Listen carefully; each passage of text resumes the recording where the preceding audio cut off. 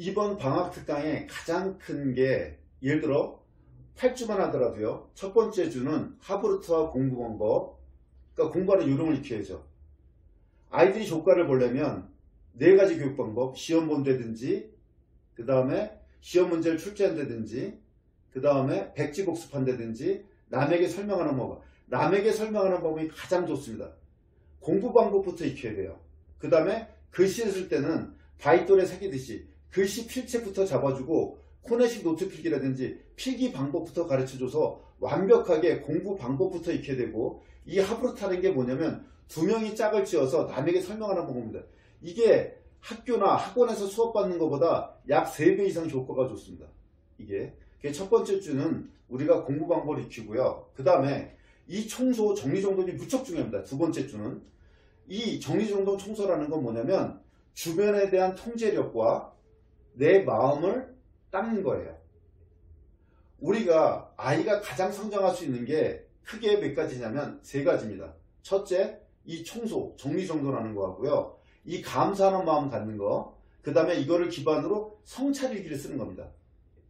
여기에 스트레스와 습관 프로그램까지 익히면 완벽해집니다. 다시 설명드립니다.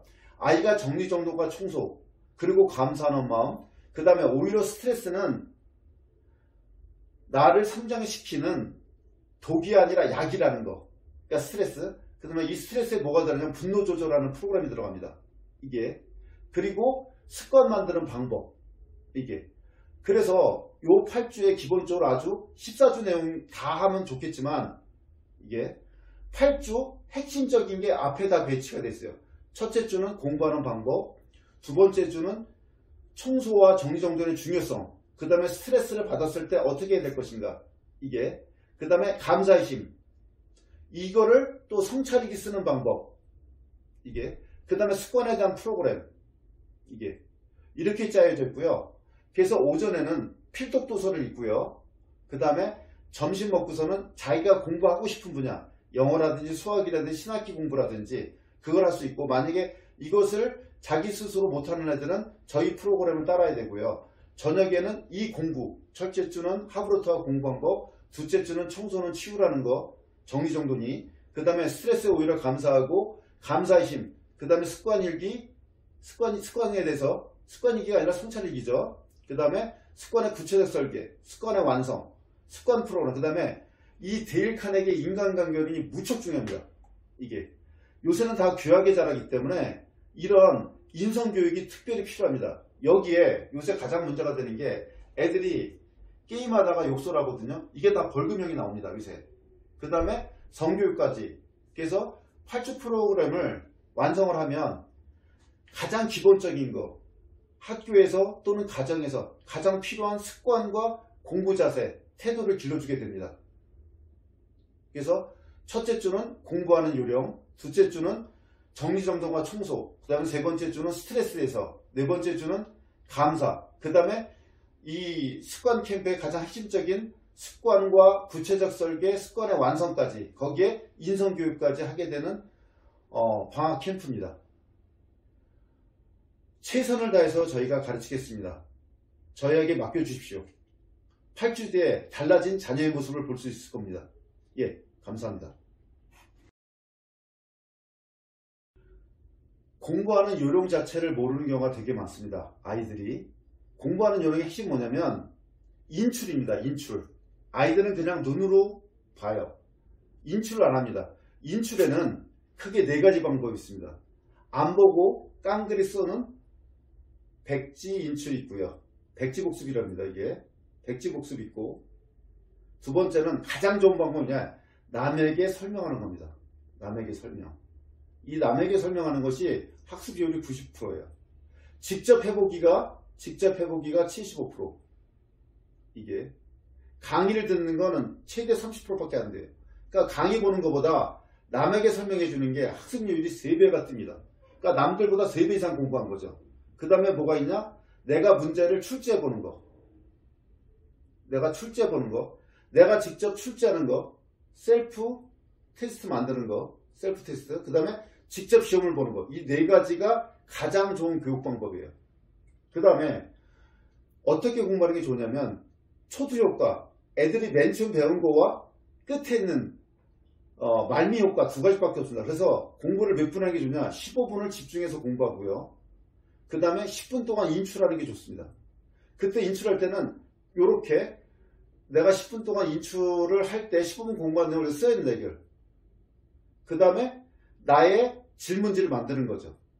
이게 몇 가지 복습 방법이 들어가냐? 이 속에 두 가지가 들어갔습니다. 백지 복습하는 게 들어가 있고요. 이 사이에 또 뭐가 들어있냐? 내가 문제를 출제하는 게 있죠. 다시 설명드립니다. 가장 좋은 방법은 인출하는 겁니다. 이게 하버드 대학교에서 어떻게 공부할지가 편하면서 100억 들여서 연구한 방법이 뭐냐? 무조건 인출이에요. 그래서 짧은 퀴즈라든지 시험을 자주 봐야 되는데 네 가지 방법이 있습니다. 시험을 보는 것이 가장 효과가 좋고요. 더 좋은 거는 남에게 설명하기, 그 다음에 백지보수법, 그 다음에 자기가 스스로 문제를 출제하는 거. 이 네 가지 방법을 써서 공부하고, 공부할 때는 다시 설명합니다. 15분 공부하고 15분을 공부하고 10분 동안 이거를 백지에다가 인출하기. 여기다 저희들은 이 용지를 줍니다. 인출을 하고 그 다음에 질문지를 만드는 거. 이게 가장 좋은 방법입니다. 책을 읽을 때도 마찬가지고요. 네 가지 인출 방법부터 머릿속에 완전히 박아두세요. 첫째 뭐랬죠? 시험을 본다든지 시험 문제를 출제한다든지 백지 복습을 한다든지 가장 좋은 방법은 남에게 설명하기다. 남에게 설명하면 좋은데 설명할 사람이 없으면 15분 집중해서 공부하고 10분간 인출하고 질문지를 만들어라. 이것이 바로 포모도로 공부 방법이에요. 포모도로 공부 방법에서는 이렇게 15분, 10분 합쳐서 25분 공부하고 5분 쉬게 되어 있는데 실제로 애들한테 10분을 쉬는 게 더 효과적입니다. 그리고 졸리면 그 10분에 자기 하는 게 좋아요. 낮잠은 10분을 넘어가지 않는 게 좋습니다. 이렇게 몸의 베개 공부 방법부터 가르쳐. 아이들이 성장하려면 무엇을 해야 될까요? 어떤 방법이 좋을까요? 우리 아이가 성공하려면 또는 성장하려면 어떤 방법이 제일 좋을까요? 그건 바로 반성적 사고, 다시 말해서 성찰 일기를 쓰는 겁니다. 성찰 일기는 일반 일기와 다릅니다. 이것만 아이가 몸에 익혀도 어마어마한 성장을 할 겁니다. 먼저 아침에 10분, 저녁에 10분, 그러니까 자기 전에 10분 쓰는 거죠. 아침에는 먼저 어제 이랬었다면 좋았을 텐데 자기가 어제 했던 일을 반성하는 거죠. 그 다음에 최소한 3개 이상 어제 감사했던 일 또는 지금 감사한 일을 쓰는 겁니다. 최소 3가지를. 그 다음에 여기까지는 보통 일기하고 같을 거예요. 감사기 쓰는 게 요새 많이 유행하고 있으니까. 여기서부터가 중요합니다. 싫은 일을 먼저 해야 내가 된다. 멋진 내가 된다. 오늘의 개구리의 의미를 보여자. 이 개구리라는 건 하기 싫은 일을 말합니다. 세계적인 자기개발 전문가 브레이언 트레이시가 주장한 거죠. 아침에 일어나자마자 개구리부터 먹어라. 가장 싫어하는 일부터 하라 이 소리거든요. 그때 어떻게 했냐면 가장 싫어하는 일을 쓰고 그 다음에 여기에 의미를 부여합니다. 이 일이 왜 필요한지. 예를 들어 제가 이제 영상 촬영하는 걸 별로 되게 싫어해요. 차일피일 미룹니다. 근데 이거를 찍어야지만 나한테 대면하지 않는 사람들도 이 성찰일기 쓰는 법을 배운다 라고 의미를 부여주는 거죠. 예를 들어서 지금 청소를 합니다. 이 청소가 나의 주변에 대한 통제력, 내 마음까지 닦고 있는다 라고 의미를 부여하면 할 수 있거든요. 이게 그래서 오늘 하기 싫은 일 3가지를 적고 거기에 의미를 부여합니다. 이게 바로 오늘의 우선순위가 됩니다. 오늘 할 일이죠. 그 다음에 오늘 나는 이런 사람이 되겠어 라고 해서 자기의 각오를 쓰게 합니다. 이게 10분 정도에서 길면 20분까지 걸리죠. 하루 계획이 다 잡힙니다. 이게 이렇게 아침에 일기를 반드시 쓰고요. 자기 전에 또는 학과를 다 마친 다음에 이 저녁 일기를 씁니다. 스트레스는 불편함을 동반하면서 능력을 키워준다. 스트레스에 대한 관점 전환을 해야 됩니다. 스트레스가 없다면 발전이 없거든요. 스트레스가 없다면 목표도 없는 겁니다. 내가 뭐를 해야지만 어떤 압박감을 느끼게 되거든요. 이 압박감을. 그래서 스트레스에서 어떻게 하냐? 오히려 감사함을 느끼게 됩니다. 그래서 오늘 나한테 스트레스를 유발했던 일 3가지를 쓰는 거죠. 만약 오늘 스트레스가 없었다면 성장 자체가 없습니다. 그래서 거기에 대한 스트레스 지수, 이게 크면 클수록 오늘 많이 성장한 거죠. 이게. 그 다음에 나는 과연 모든 판단의 지배질문, 지배질문이 뭐냐면 내 머릿속에 무슨 일을 하기 전에 판단하는 걸 지배질문입니다. 이 지배질문은 뭐냐, 내가 옳다는 걸 증명하는 게 아니라 어떻게 하면 이 상황을 좋게 만들 것인가, 어떻게 하면. 그러면 예를 들어서 친구가 나를 때렸어요. 그럼 내가 얘를 때렸을 때 이 상황을 좋게 만드는 게 아니죠. 이게 어떻게 하면 이 상황을 좋게 만들까, 어떻게 하면 이 상황을 좋게 만들어서 그걸 적용해서 했던 일이 있고 하지 않은 일이 있겠죠. 내 갖고 있는 성깔대로, 성질대로 한 일이 있을 거 아니에요. 그죠? 그러니까 내 성질대로 한 일은 검은색으로 쓰고, 내가 어떻게 하면 이 상황을 좋게 만들까 하고 내가 적용해서 한 일은 바로 파란색으로 쓰게 하는 판입니다. 이게.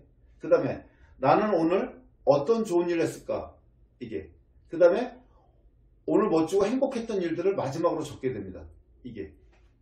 이렇게 매일같이 성찰일기를 쓰다 보면 변화가 됩니다. 이 성찰일기 하나만 해도 어마어마한 발전이 이루어집니다.